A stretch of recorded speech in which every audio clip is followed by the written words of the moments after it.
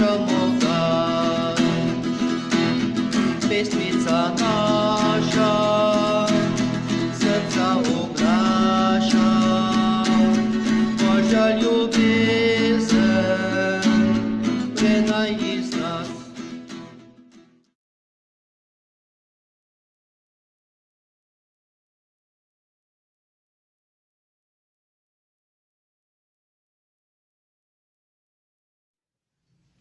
V imenu Očeta in Sina in Svetega Duha. Amen. Dragi otroci, lepo pozdravljeni. Upam, da ste dobro in da nas z veseljem boste spremljali v šmarničnem branju. A mi se bomo potrudili, da vam čim bolj živo in veselo prenesemo življenja različnih svetnikov. Kot je včeraj pripovedovala sestra Felicitas, na prvi dan naših šmarnic smo govorili o svetem Jožefu. Pa tudi zdaj nadaljujmo s tem. Svetem Jožefu, ki je bil Jezusov krušni oče.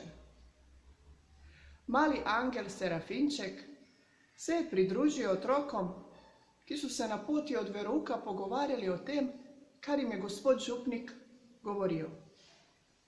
Angel Serafinček je svetega Jožefa predstavil kot skrbnega, zanesljivega in modrega moža. Ker samo takšen človek, kot je bil sveti Jožef, je bil dovolj dober, da je lahko postal nadomestni oče Božjemu sinu Jezusu, ko se je ta rodil na zemlji. Zdaj pa skupaj prisluhnimo zgodbici, kaj se je dogajalo naprej. Vaš župnik je imel prav. Vsak lahko postane svetnik. In prav je, da se vsak trudi za to. Je Serafinček poučil Petra, Manco in Tamaro.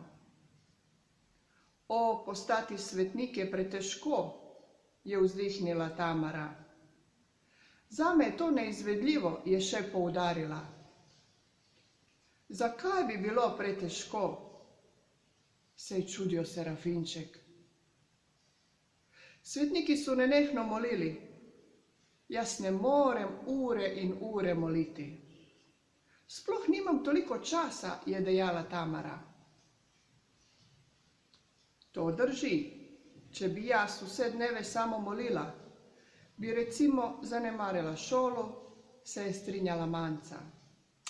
In imeli bi me za čudakinjo.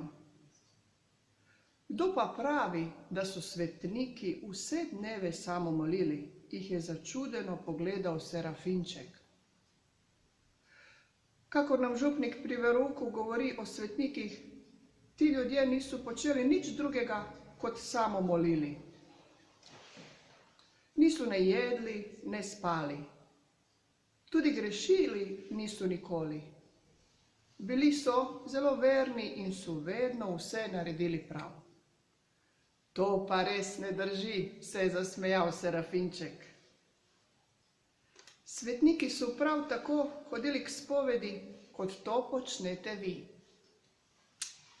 Tudi oni so bili grešni. Svetniki in svetnice niso bili sveti na vseh področjih svojega življenja. Tudi oni so imeli svoje napake, tako kot vsak človek. Kako pa so potem lahko svetniki, je zanimalo Manco. Zato, ker so se trudili, da bi te svoje napake odpravili ali pa jih vsaj čim manj ponavljali. Kakšne napake pa so imeli svetniki, se je čudila Tamara. Različne. Nekateri so bili zelo vzkipljivi in so se urili v potrpežljivosti. Drugi so zelo radi dobro jedli in pili, zato so se pogosto postili. Spet drugi, čakaj, ti govoriš o splošnih pomanjkljivostih, ga je ustavila Manca. Gotovo pa med njimi ni nikogar, ki bi imel kakšno res hudo napako. Kakšno pomanjkljivost pa naj bi imel, se je začudil Serafinček. Recimo, da bi bil neumen, je dejala.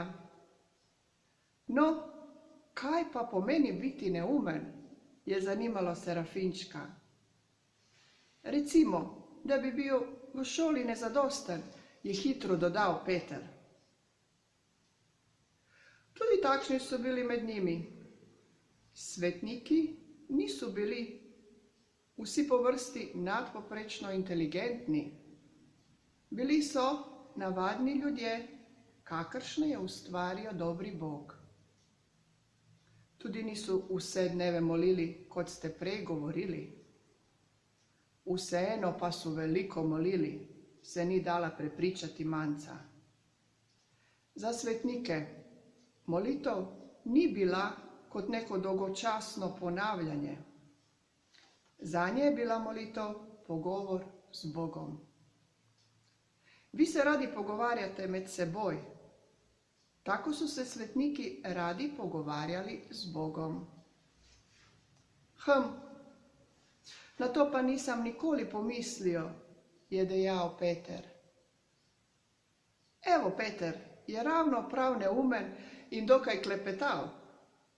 To pomeni, da lahko postane svetnik, se je zasmejala veselo Tamara. Tako preprosto pa spet ni, je odkimal Serafinček. Vsak lahko postane svetnik, predtem pa se mora otroci iskreno truditi, da postane predvsem dober človek. Dragi otroci, zdaj smo poslušali eno še lepo zgodbo, kako pač ni nemogoče postati svetnik, ampak prej moramo se truditi, da bomo dobri ljudje. Naloga za ta teden, dragi otroci, je, da raziščete, kdo je vaš krstni zavetnik. In da preberete kaj o njegovem življenju in da izmolite kakšno lepo molitvico in ga prosite, da vaš krstni zavetnik za vas moli, da vas čuva in da vas vodi v vsakem dnevu. Sedaj pa bomo zmolili skupaj še eno lepo molitvico Mariji in prosim vas, da mi se pridružite, da skupaj zmolimo. Molitva je: O Gospa moja, o Gospa moja, o Mati moja, tebi se vsega darujem in da se ti od danega skažem, ti danes posvetim svoje oči, svoja ušesa, svoja usta, svoje srce, sebe, popolnoma vsega. Ker sem torej tvoja, o dobra mati, varuj me, brani me, kakor svojo last in posest. Amen. Slava Očetu in Sinu in Svetemu Duhu, kakor je bilo v začetku, tako zdaj in selaj in vekomaj. Amen.